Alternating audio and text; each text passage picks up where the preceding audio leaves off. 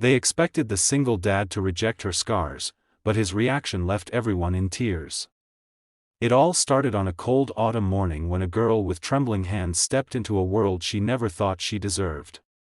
No one in town believed she'd be accepted, not with the marks life had carved into her skin and her heart. But what none of them knew was that she was about to meet someone whose soul carried scars too, just the kind you couldn't see. Chapter 1 Hook. Everyone in the cafe stopped talking when she walked in. Her sleeves were pulled low, her hair hiding half her face, and her steps were slow, like she apologized with every movement. Some whispered. Some stared. Some looked away, embarrassed for her. But only one person, a man in a worn-out denim jacket with soft eyes, looked at her like she belonged. That man was Daniel Rivera, the single dad everyone admired. And this was the story of how their broken pieces started to fit. Mara hadn't planned to be there.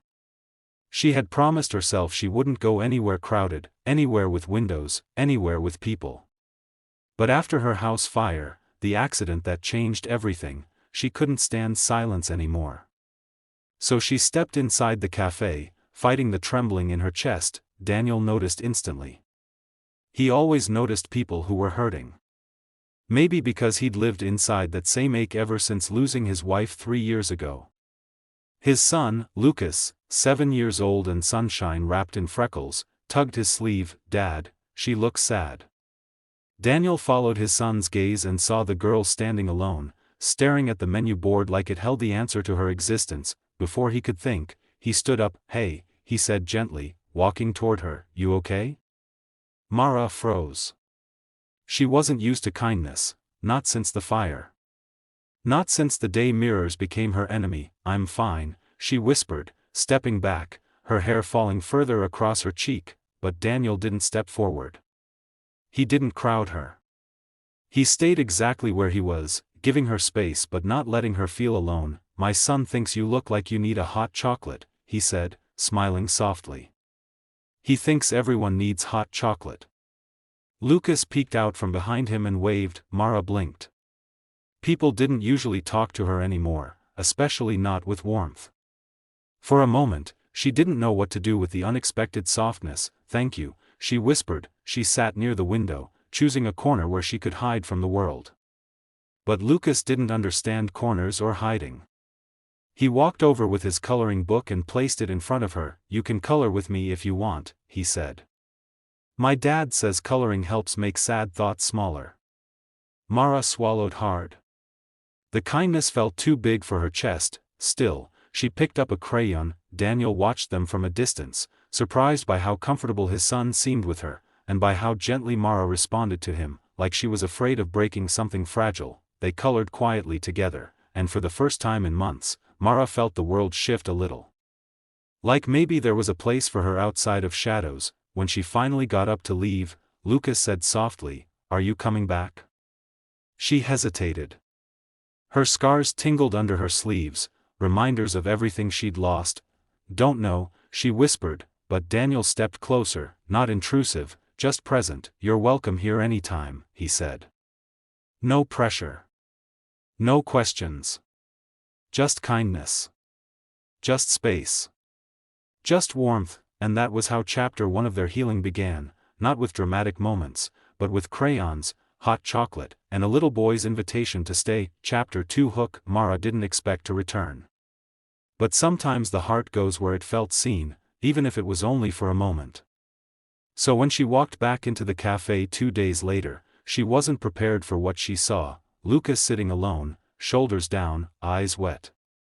And when he looked up and saw her, he didn't smile. He just whispered, "Dad's in trouble." Mara's chest tightened. "What happened?" she asked, her voice trembling. Lucas sniffed. "Dad lost his job today. They said he's missed too many days, because of me."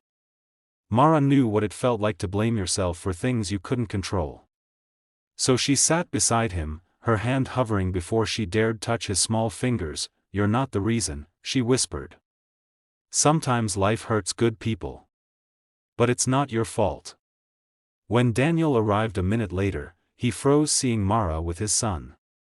He rubbed his eyes, clearly exhausted.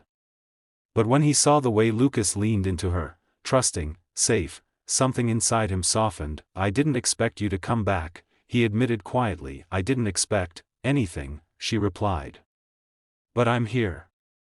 And somehow, those words meant more than Daniel could say. Over the next weeks, their paths intertwined gently.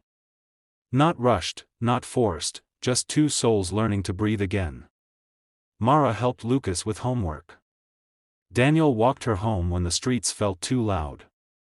They talked about small things first, favorite books, childhood memories, until one evening, Mara finally told him the truth. "The fire wasn't my fault," she whispered, tears slipping down her cheek. "But everyone acted like it was. I lost my home, and people looked at me like I should disappear."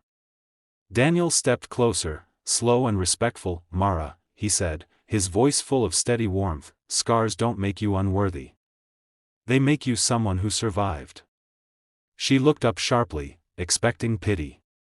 But what she saw was something different: understanding, and admiration. When she finally pulled back her sleeve, revealing the burned scars she'd hidden for so long, everyone in the café who happened to glance over froze in shock. Everyone except Daniel. He didn't flinch.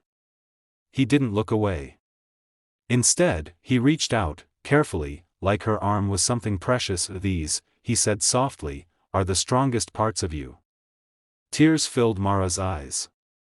No one had ever reacted like that. Not once. Lucas climbed onto the seat beside her and took her unscarred hand. "You're still really pretty," he said simply, "because children don't lie about what matters." For the first time since the fire, Mara didn't hide her face. Daniel smiled, not the polite kind, but the kind that said he saw her whole. "I don't care about the scars," he said. "I care about the heart that survived them." People whispered, shocked. They had expected him to turn away, to reject her, to react the way the world often does when faced with something it doesn't understand, but he didn't. He chose her, gently, respectfully, with more humanity than she'd ever been shown, and for the first time, Mara allowed herself to believe she wasn't broken, just healing. Life didn't magically fix itself overnight. Daniel still had to find a new job.